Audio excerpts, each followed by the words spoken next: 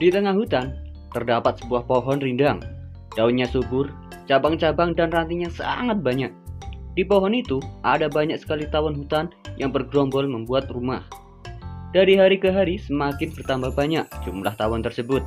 Sehingga ketika tawon-tawon itu bergerombol di sekitar sarangnya, kelihatan seperti sebuah benda hitam yang sedang tergantung di ranting pohon. Ketika terik matahari begitu panas, si kancil berlari-lari menuju pohon rindang itu. Rupanya ia ingin berteduh sambil melepas lelah. Sambil duduk termenung, bersandaran di akar pohon. Si kancil menatap suasana sekitarnya. Ia merasakan sejuknya berada di bawah pohon tersebut. Saat mendongak ke atas, tiba-tiba matanya yang hitam, tajam, melihat ada benda yang tergantung di ranting pohon. Tetapi, di atas kepalanya, cukup lama ia diam sambil terus mengawasi benda hitam tersebut. Hingga akhirnya ketika ada beberapa tawon yang berterbangan dan hinggap pada benda itu, ia baru mengetahui bahwa benda yang bergantung itu tidak lain adalah tawon yang sedang bergerombol. Yakin benda itu adalah sarang tawon yang cukup besar, dalam hatinya ingin sekali menikmati madu yang ada di dalamnya. Tapi bagaimana caranya mendapatkan madunya? Bila diam begitu saja, pasti tawon-tawon itu akan menyengatku. Cukup lama si kancil berpikir untuk menemukan cara yang dianggapnya paling tepat untuk mengambil madu. Pada saat yang sama, tiba-tiba datang harimau. Air liur harimau keluar dari sela-sela giginya. Begitu melihat tubuh si kancil yang kecil dan mulus. Pasti dagingmu sangat lezat untuk makan siangku, kancil, gumam harimau. Kancil gemetar ketakutan, namun hewan cerdik itu menyembunyikan rasa takutnya. "Oh, kamu harimau," sahut si kancil.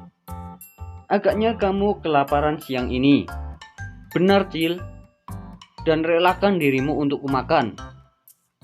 "Berarti kau akan membunuhku?" "Itu sudah jelas.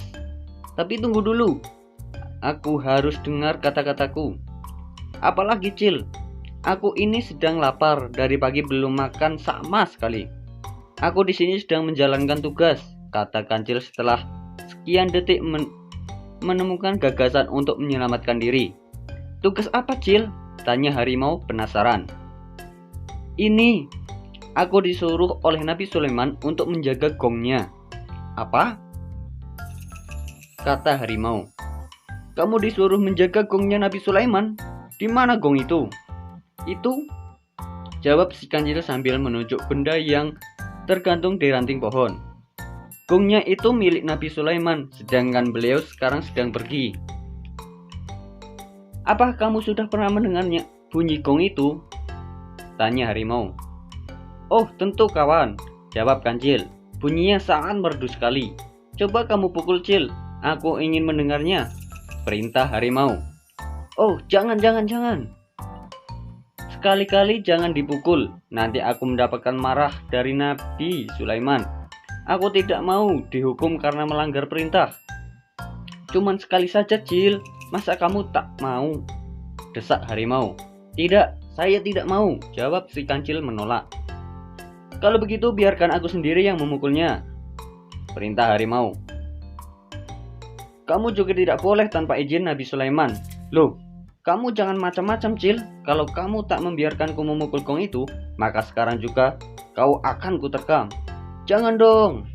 Jadi biarkan aku memukulnya." "Wah, gawat. Gawat gimana? Apa maksudmu?" Kancil berkata lirih. "Sebenarnya gong ini bukan hanya bersuara merdu, tapi siapa yang memukulnya dan mendengar suaranya akan ditakuti semua binatang lain. Artinya ia akan menjadi raja di hutan ini." Mendengar keterangan itu, harimau semakin penasaran. Ia mendengus dan siap menerkam kancil. Kancil ketakutan agaknya harimau tidak main-main. "Baiklah, kalau kamu tetap memaksa kawan. Tapi tunggu dulu. Karena aku tidak ingin kena hukum Nabi Sulaiman, maka aku harus pergi dulu. Baru setelah aku pergi, kamu boleh memukul gong itu." "Aku setuju, Cil," jawab harimau. "Kalau begitu, cepatlah kamu meninggalkan tempat ini. Selamat tinggal kawan. Semoga kamu bisa menikmati merdunya suara gong itu, kata si kancil. Si kancil pun kemudian bergegas pergi meninggalkan tempat itu. Namun tanpa sepengetahuan harimau, ia hanya bersembunyi di balik semak-semak. Ia menunggu apa yang akan dilakukan oleh harimau. Setelah mengira si kancil pergi cukup jauh, harimau pun kemudian mengambil ranting kayu kering yang tergeletak di tanah. Tidak jauh dari tempat berdiri, ia segera mendekati benda hitam itu tanpa mengamati terlebih dahulu dan langsung mengayunkan ranting tersebut. Buk, buk, buk. 2 kali harimau memukulnya dengan keras. Saat itulah gong yang tidak lain adalah tawon yang bergerombol itu langsung mendengung marah. Harimau terkejut bukan main. Dia baru menyadari bahwa yang dipukulnya bukanlah gong, tetapi rumah tawon. Tawon-tawon itu terdengar ganas menyerbu harimau. "Kancil keparat, kau menipuku!" teriak harimau kesakitan karena disengat puluhan tawon. Ia langsung lari meninggalkan tempat itu. Ia tidak ingin disengat lebih banyak lagi oleh tawon-tawon hutan yang sangat ganas tersebut. Si kancil yang bersembunyi di balik semak-semak hanya tertawa kecil melihat apa yang dialami oleh harimau. Dia sangat senang karena keinginannya untuk mendapatkan madu tawon sebentar lagi akan terwujud. Sebab setelah rumah tawon tersebut dipukul oleh harimau, banyak sekali madunya yang berceceran di tanah. Sesaat setelah tawon-tawon itu tenang kembali, mulailah si kancil mendekati tempat itu dan menyantap madu yang lezat. Sedang asik-asiknya menyantap madu, tapi tanpa disadari oleh si kancil, ada seekor tawon yang hinggap di hidungnya dan menyengatnya.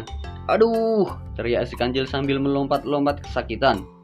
Si kancil merasakan kesakitan yang luar biasa. Sambil menahan sakit, ia pun bergegas pergi meninggalkan tempat itu.